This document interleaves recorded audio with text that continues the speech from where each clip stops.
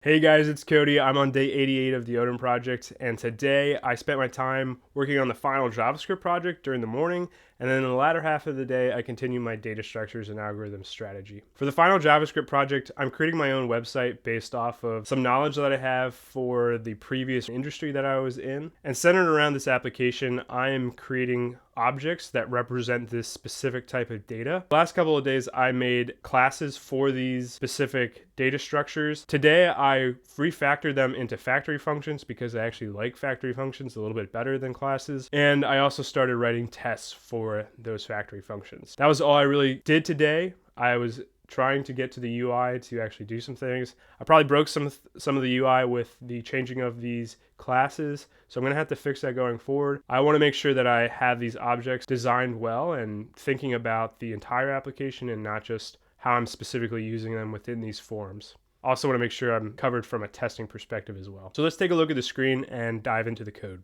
So here we have our sensory lexicon factory function. So you'll notice some different things here. So I don't have the constructor up here because it's no longer a class. I do have this lexicon object that's actually going to be passed through. Instead of defining everything within the parameters, it's just going to take the object and it's going to deconstruct the object into variables. And you'll notice that some of these variables are going to be constant and some of them are going to be modifiable.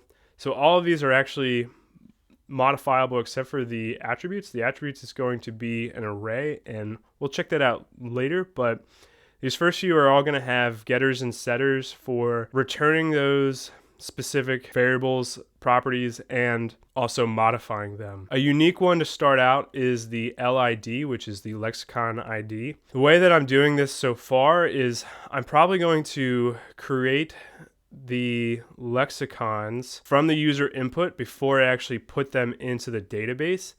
And then the database is going to spit back a lexicon ID. So I'm expecting the LID to be undefined at first. So I'm going to set it to null, and then I'll have this setter down here for when the data comes back from the database that I will set the ID with that value. And that's really the only unique one from these variables. Everything else is pretty straightforward.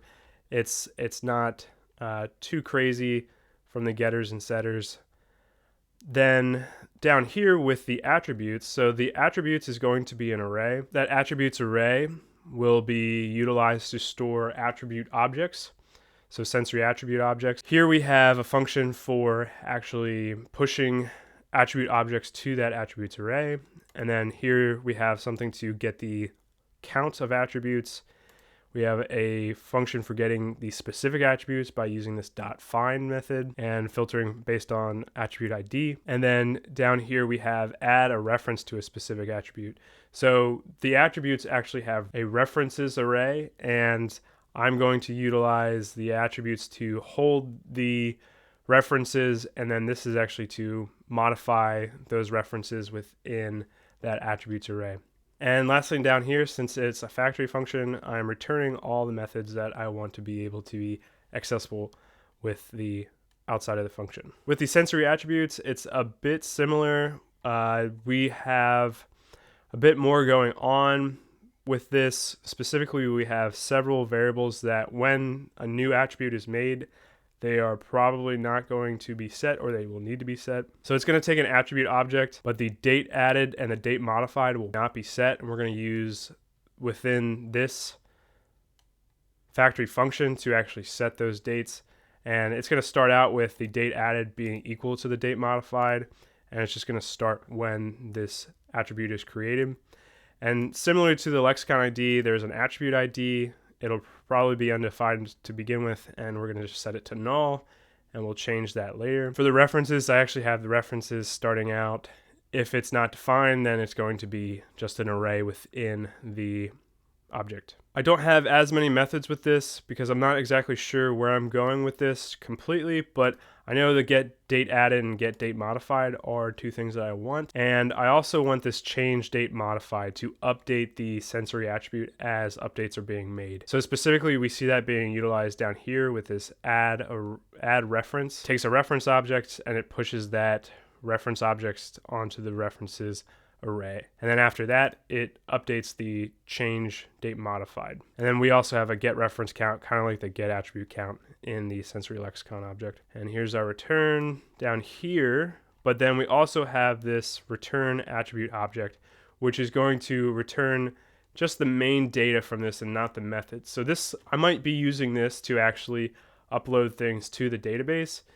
I'm going to have to be conscious that this AID is not going to be set, so I can't actually put that in the database. And within the Firebase that I have, the ID is actually the thing that gets it from the database, but it's not necessarily a data within the collection for an attribute. So I'm going to have to keep that in mind when I'm moving forward and actually integrating this into the application. Next is the sensory reference. Again, fairly similar to the last two, but it has its own unique things. I was a bit more verbose with my commenting here for the date added and date modified. I think I'm probably going to have to do something different here so that these two are exactly the same for the date added and date modified. But this specific line here is taking into consideration that in the future, I'll be getting data from the database, and so I might already have a reference object that is coming from the database, and so it might have a date added. And if it does have a date added to this reference object that's being passed as an argument up here, then it's just going to use the reference object's date added as the date added. I think this might have been the first one that I did, so I don't know if I actually really need to do that because I will have these undefined things here. I'm going to have to play around with it just to test it out and see. But that's what I was doing there. And then another get date modified, get date added, change date modified, very similar to the attributes.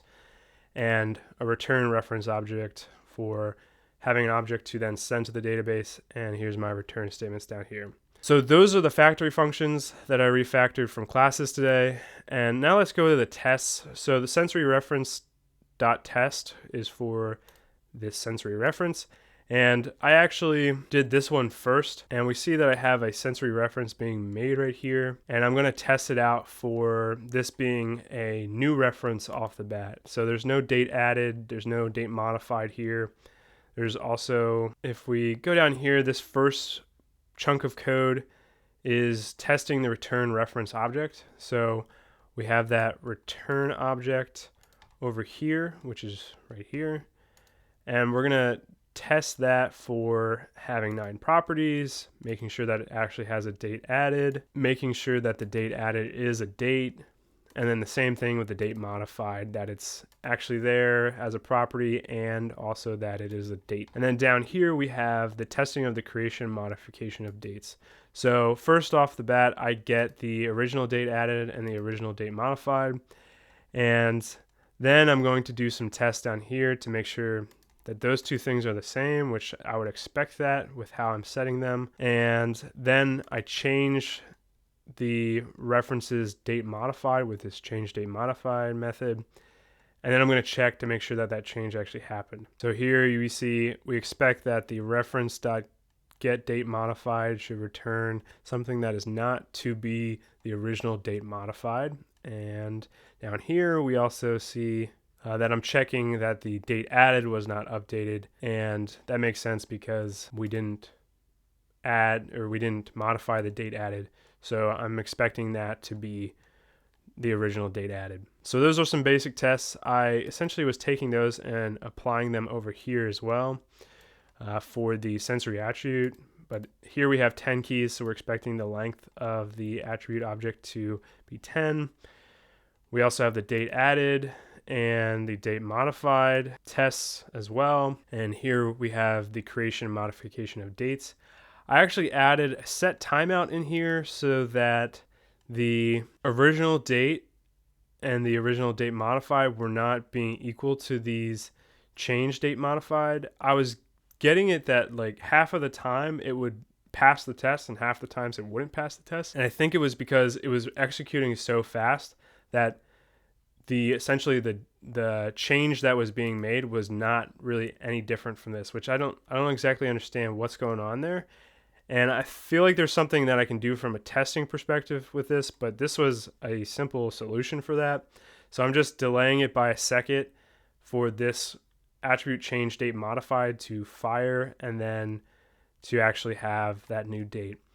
And then I'm going to check, again, similar thing to what I was doing in the previous test of making sure that the original date is not the same as the new date. And then down here, I was also beginning to test the addition of references for this specific sensory attribute object. That's all I have for you guys today. So if you have any questions, let me know. I'm excited about these objects, so I don't know exactly if this is the final form of them. I'm probably going to modify them and update them as I'm going through this, but I do think they are going to be foundational to this application.